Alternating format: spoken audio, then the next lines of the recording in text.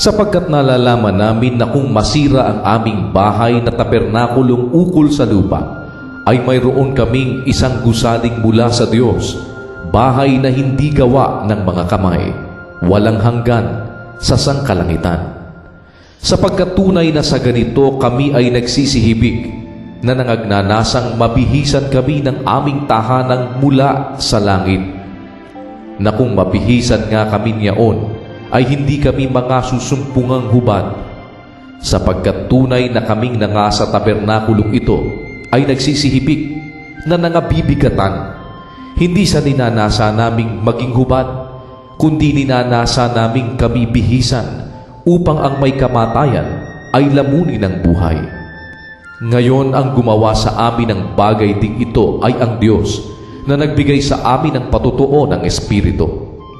Kaya nga kami laging malakas ang loob, at nalalaman namin na samantalang kami ay nanga sa tahanan sa katawan, ay wala kami sa harapan ng Panginoon, sapagkat nagsisilakad kami sa pamamagitan ng pananampalataya, hindi sa pamamagitan ng paningin. Na malakas ang loob namin, ang sabi ko, at ibig pa nga namin ang mawala sa katawan at mapasatahanan na kasama ng Panginoon. Kaya't ang amin namang pinagsisikapan, maging sa tahanan man o di man, ay maging kalugod-lugod kami sa Kanya.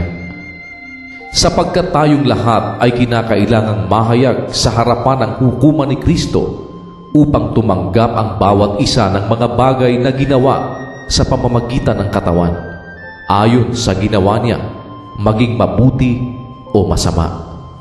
Yamang nalalaman nga ang pagkatakot sa Panginoon, ay aming hinihikayat ang mga tao, ngunit kami ay nangahahayag sa Diyos, at inaasahan ko na kami ay nangahayag din naman sa inyong mga budhi.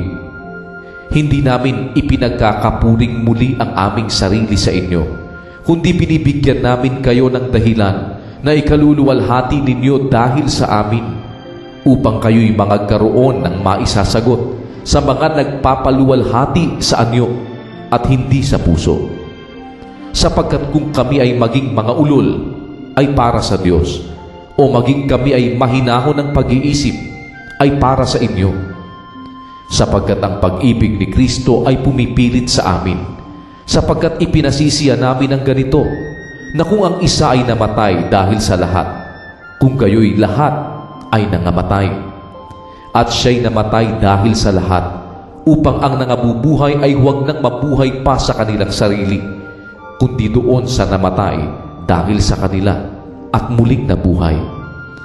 Kaya nga mula ngayon ay hindi namin nakikilala ang sino man ayon sa laman, bagamat nakilala namin si Kristo ayon sa laman, ngunit sa ngayoy hindi na namin nakikilala siyang gayon. Kaya't kung ang sino man ay na kay Kristo, siya'y bagong nilalang, ang mga dating bagay ay nagsilipas na, narito sila'y pawang naging mga bago. Datapwat ang lahat ng mga bagay ay pawang sa Diyos, na pinakipagkasundo tayo sa Kanya rin sa pamamagitan ni Kristo, at ibinigay sa amin ang ministeryo sa pagkakasundo. Sa makatuwid bagay na ang Diyos kay Kristo ay pinakipagkasundo ang sanglibutan sa Kanya rin, na hindi ibinibilang sa kanila ang kanilang mga kasalanan, at ipinagkatiwala sa amin ang salita ng pagkakasundo. Kami nga'y mga sugo sa pangalan ni Kristo, na waring namamanhik ang Diyos sa pamamagitan namin. Kayo'y pinamamanhikan namin sa pangalan ni Kristo, na kayo'y makipagkasundo sa Diyos. Yaong hindi nakakilala ng kasalanan ay Kanyang inaring may sala dahil sa atin, upang tayo'y maging sa Kanya'y katuwiran ng Diyos.